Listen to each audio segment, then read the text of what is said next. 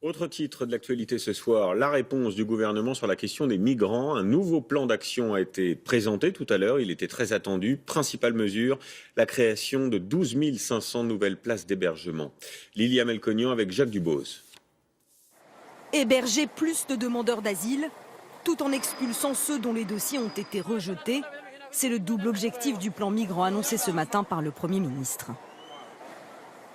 Nous ne sommes pas à la hauteur de ce que doit être la France.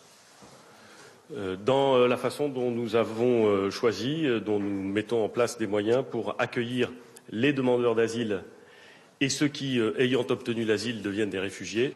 Le gouvernement promet la création de 7 500 places d'hébergement supplémentaires pour les demandeurs d'asile d'ici 2019, la réduction des délais de procédure de 14 à 6 mois et l'expulsion systématique des déboutés.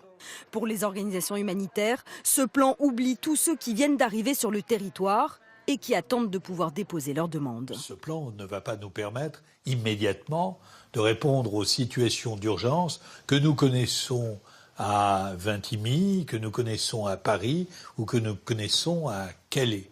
Cet après-midi à l'Assemblée, les députés de l'opposition affichaient leur insatisfaction. On est plutôt dubitatif et vous avez vu que les élus du secteur sont eux aussi très dubitatifs. Les mesures prises ne visent pas du tout à arrêter cette submersion migratoire, mais à l'organiser. Un projet de loi sera présenté dès la rentrée.